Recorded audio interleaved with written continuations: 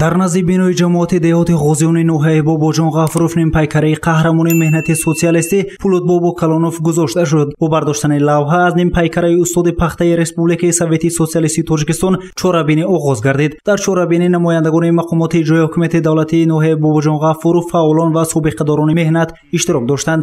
Сароғози Юлдошбой Шокиров, раиси ҷамоати деҳоти ғозиён, суханронӣ намуда аз ҳаёту фаъолияти ин марди меҳнаткашу заҳматпеша суханронӣ намуд.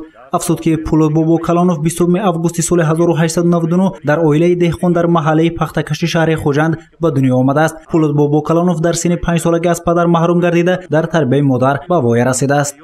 марҳум Бобо Калонов фаъолияти меҳнатиашро чун чорякор оғоз намуда, баъдан чун миров раиси ҷамъияти камбағалон, раиси колхози Коминтерн, муовини комиссари халқи зироати Тоҷикистон, сарвари идораи оби вилоят, раиси колхози ба номи Сталини ноҳияи Ленинобод, муовини раиси колхози ба номи Ленини ноҳияи Ленин, директори совхози растанипарварии ноҳия кору фаъолият намуданд.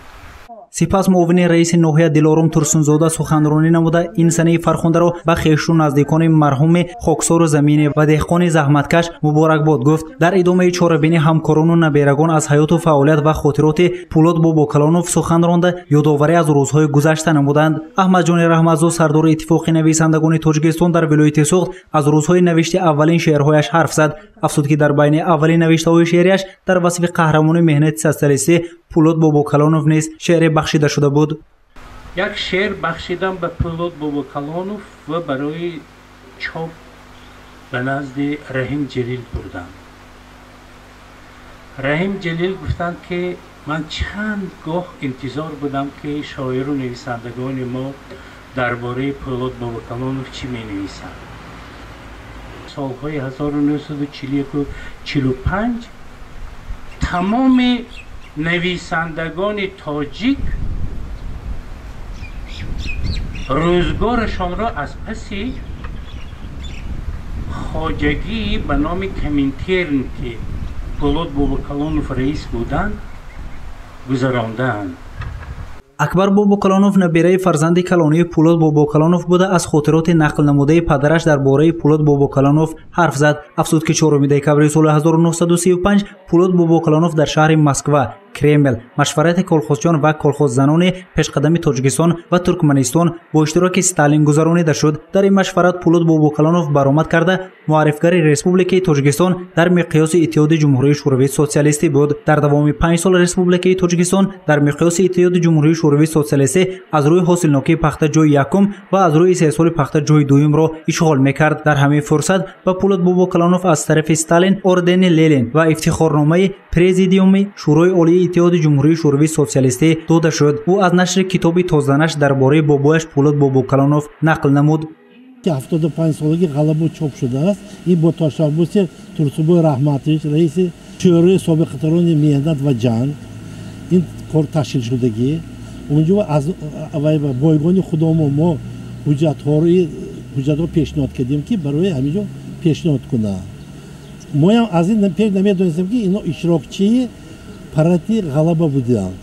ثانی خودی و یا شوکت برهانویچ جانشین رئیس ولایت و یا کفتن، ما هم کفتیم. عثمان جان غفورov رفتیم، تاریخش دکتر با از اون سو معین کردیم که اینا اشتراک کردیم همچون مهمان فخری. از اینترنت هم یافتیم که همونجا بودن زمین. аминҷон Пулутов набераи ҳаштуми Пулут Бобо Калонов мебошад. зимни суҳбат гуфт ки Пулут Бобо Калонов соҳиби 6 фарзанд, 32 набера ва зиёда аз 80 абера мебошад. аминҷон Пулутов сабаби кӯчонидан ва аз нав гузоштани нимпайкараи Пулут Бобо Калонов дар назди бинои ҷамоати деҳоти ғозиён ноҳияи Бобоҷон Ғафуров ҳарф зада чунин баён намуд. сабаби кӯчондани мо ҳамин ки хоҷагии собиқ ба номи Пулут Бобо Калонов тақсим шуд. хоҷагии деҳқонива ва идораи назди колхоз фурӯхтанд. ҳокими ноҳия ва раиси вилоят ба раиси ветеранҳои ҷанги меҳнат Турсунбой Раҳматович моҳияи сахт дастгирӣ карданд. баъд ҳаминҷо нақша кардим оварда ҳаминҷо невараҳо мо оварда шинондем. ҳама аку хотиром ҳамин ки ҳамара падару нақлҳои падару мана амакҳо медонистанд ки бисёр барои халқ ҳамин халқ гурсна намонад вай намонад гуфта бисёр меҳнат карда дараҷаи пеш ба халқ мемондагӣ даврои ҷанганда вақти гушнагӣ будагӣ ҳамин халқи гушнагиро намонда ҳамин халқ ҳамин оқибгоҳ ва кор карда ҷанги бузурги ватанӣ ва саҳми худаша хоҷигӣ гузарондагӣ.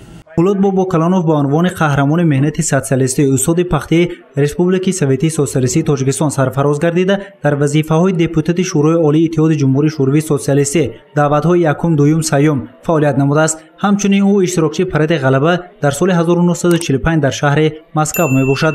Пулот Бобокалонов 23 декабри соли 1957 дар шаҳри Ленинободи Ҷумҳурии Шӯравии Социалистии Тоҷикистон вафот кардааст. Як кӯчаи маҳаллии Себзори шаҳри Хуҷанд ва боз як кӯча дар ноҳияи Бобоҷон Ғафуров ба номи ин марди қаҳрамон гузошта шудааст. гузориши Саид Мухтори Сайданвар, Насимҷон Раҳимов барои барномаи иттилоотӣ Хабар.